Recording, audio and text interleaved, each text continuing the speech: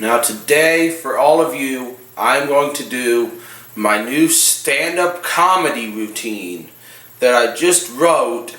Well, I didn't write because I'm just going to make it up. But stand-up comedy. So here we go. I go, thank you all. Thank you. Thank you. You can quit applauding now. Thank you. Please quit applauding. This is getting tiresome, people. Aren't your hands starting to hurt by now? Seriously, you can stop. I'm not passing out raises or promotions here, people. You don't need to applaud for this long. Thank you.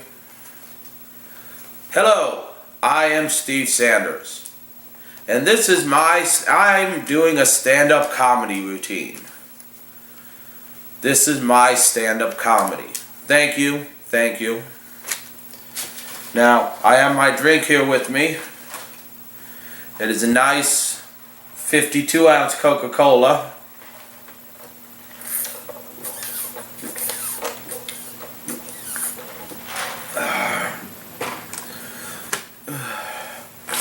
Because 52 ounces of cola is always good for the kidneys. We now have the dog with me. He will be part of this now. Because I called him earlier. Now, I was sitting there watching today's children's television with my nephew. And I thought, back in my day, children's television was adults teaching us things. Or in the case of Sesame Street, puppets teaching us things. And I thought back on Mr. Rogers. You know, he'd go, it's a beautiful day in the neighborhood, and then he'd sit down, and he'd take his shoes off, and he'd put his sneakers on. Now, originally, that was not the opening to Mr. Rogers, and most people don't realize this. The original opening for Mr. Rogers, he came in, he took his shirt off, he took his pants off, he took his shoes off, and he put on a wife beater and sweatpants and just walked around barefoot. But they said that was not a good influence on children. Now, speaking of Mr. Rogers, the man came home, he'd typically have something to eat, he'd immediately take his shoes off and be singing, and then would go talk to inanimate objects. Mr. Rogers might have been smoking marijuana. Not saying he was. Just saying it could have been going on. But I'm sure he was doing acid. Now, I have a recliner at home. And it's a good little recliner, but it's broken. You see, the handle broke off it. Off the side, so I can't recline. So now if I want to recline, I have to use a wrench to grab the side of the metal and pull it back. Well, I use one of those automatic wrenches, you know, where it's adjustable, where you hit the little button and it gets tighter, but you hit the other way and it gets looser. The problem is, the button doesn't do anything anymore but make it vibrate. So I thought about giving the wrench to my sister for her birthday. But I decided not to, because she could afford something better that vibrates than a wrench.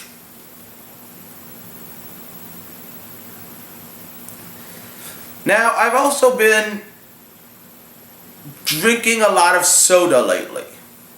And people ask me why I drink so much soda. And I say it's good for you. They say, no, water's good for you. And I say, no, soda has things adults need, like sugar and caffeine. You see, I need sugar and caffeine because it's the only thing that keeps me from murdering everyone alive. Seriously, if I didn't have sugar and caffeine, I would find the nuke codes and just blow up the world.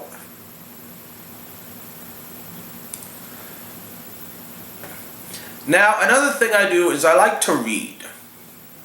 And I read a little bit of everything. I read books, I read magazines, I read pamphlets, I read Chinese takeout menus. there isn't a whole lot of things that are readable that I don't read. I even read the backs of video games even after beating the video games. I will just go through my pile and go, hey, here's this game. I beat it 2 weeks ago. I wonder what it's about. And I'll read the back of it. So I have here something I do enjoy reading, which is a telephone for my cell phone. It's service guide. Have you ever read one of these? These are actually quite interesting. So I'm going to read you a little bit from it. It's a service guide. We'll flip here because you don't need to know what the buttons do. The fun part isn't the international calling or anything. It's the terms of service and things you're not supposed to do. So here we go. Por favor, le consentimiento estos términos y condiciones de servicio. Estos términos y condiciones de servicio son un acuerdo legal entre usted y TracFone Wireless. Ellos contienen información importante acerca de sus... Oh, wait, I'm in America, aren't I? Okay, we will switch to the English one. Okay, English. Here we go. Here's the English one. Please read these terms and conditions of service carefully. These terms and conditions of service are a legally binding agreement between you and TracFone Wireless. So we are legally bound. It's like marriage, only it's sexless. So it's like marriage. They contain important information about your legal rights, you have none, and requires that certain disputes be resolved through arbitration instead of a court trial. By the way, in arbitration, they pick the arbiter or arbitrator. Not sure. TracFone Wireless reserves the right to change or modify any of these terms and conditions of service at any time and at its sole discretion. Meaning they can do whatever the hell you want and you can't do anything about it. Any changes or modification to these terms and conditions of service will be binding upon you once posted on the TracFone Wireless website found at TracFone.com. Customers enrolled in the commercial sales program may be subject to additional terms and conditions of service, including additional terms associated with any alternate billing arrangements that may be in place for commercial sales customers. Now what that means is, when they decide to change something, they're going to hide it on their website, so then when you break the rules, they can say, well, we changed it, and you're fucked. Now, this all goes into detail, how to activate, text messaging, international calls.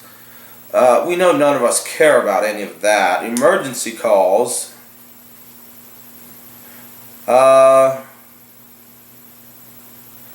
Let's do emergency calls real quick, because this is interesting. You'll need to know this. If you are in an area where your TracFone is searching for a wireless signal, or there is no wireless signal or wireless service, it is highly probable that a 911 call will not go through. Do not rely solely on your TracFone in an emergency situation. In an emergency, locate the nearest landline and call for help. So in short, if it's an emergency, we're useless, don't use us. Unauthorized usage, which probably tells me I cannot use it to blow up people. I use my mind for that, by the way. I use my mind to blow up people. Roaming, I already know about that. Disclaimer of warranties. Trying to find the things you cannot do, which I love because these are hilarious, but I believe them at the end of the privacy policy. Well, here's health and safety.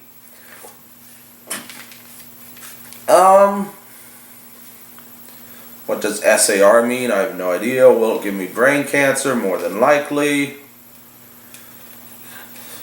So it says it will give me brain cancer. Right there. I'll show you. It's right there. It says will give you brain cancer. So that's something I tend to read. Now, why I read that is just because I love to read, and I don't know where 90% of my books are. Another thing I've been doing lately is I've been driving. There's nothing funny about driving, but I'm bringing it up anyways. Driving involves being behind the wheel of a vehicle and going at about 50 miles per hour and trying not to hit drunken pedestrians. You see, my town recently had a bike fest. I thought it was for bicycles. It was not. So there's a bunch of drunk motorcyclists wandering downtown. I had to try to avoid them while wearing sunglasses at night because I'm from the 80s. Well, that's all I can think of right now for my stand-up comedy routine, but that's like 12 minutes. So I go, thank you all. It's been fun. Not for me, because most of you are ugly. Any cute girls, please meet me by the backstage. Unless you didn't laugh, in which case, go away. Now, if you enjoyed the show, don't tell anybody and keep it to yourself. If you didn't enjoy the show, go tell everyone you know and have them tell everyone they know. Thank you and good night.